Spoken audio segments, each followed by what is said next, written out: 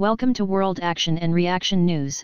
Today's news is: Defence Minister Sitharaman gives Army's delayed FICV project a push. The $12 billion project to procure 2,300 Futuristic Infantry Combat Vehicles, FICV, for the Indian Army, which has been held up for over a decade, has received a fresh push from Defence Minister Nirmala Sitharaman, who took charge of the ministry less than a month ago, reported the Hindu Business Line. According to the report, apart from the state-owned Ordnance Factory Board, OFB, which has been nominated for the project, Larsen Toubro, LNT, Tata Motors, Reliance, Mahindra, and Tata Power SED-Titagarh Wagons are also in the race. All these firms had responded to the expression of interest, EOI, in 2015. The Financial Daily reported that Sitharaman has sought details of the project and that an informal meeting was held on Tuesday. Further, citing sources, the report said that the matter would come up before the Defence Procurement Board on September 26. The minister, according to the report, may also bring up the project when she meets U.S. Secretary of Defense James Mattis, who will come to India on a two-day visit later in September. On the other hand, Russia, the report added, is also keen on clinching the deal through the OFB. With some critical technologies related to the project slated to be sourced from foreign firms and global defense majors like General Dynamics, Lockheed Martin, B Systems, and Rheinmetall eyeing the deal, the Defense Ministry, according to an anonymous official cited by the report, is considering pushing the deal through under the Strategic Partnership Policy, SPP. According to the official, the SPP route is viewed as an easier and cleaner way by many within the defense industry. The SPP aims at creating capable defense manufacturers in the private sector, to compete with the DPSUs and ordnance factories that have historically dominated defense manufacture in India.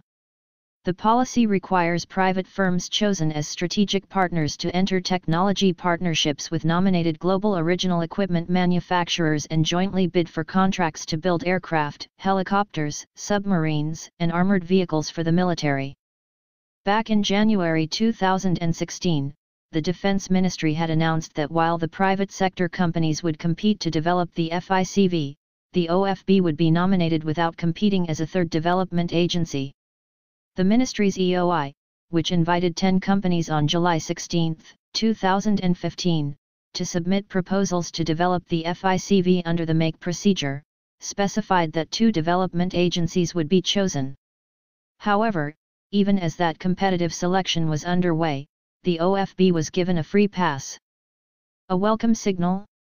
This development may come as a welcome signal for domestic private defense players, especially those aiming to build and sell land defense systems.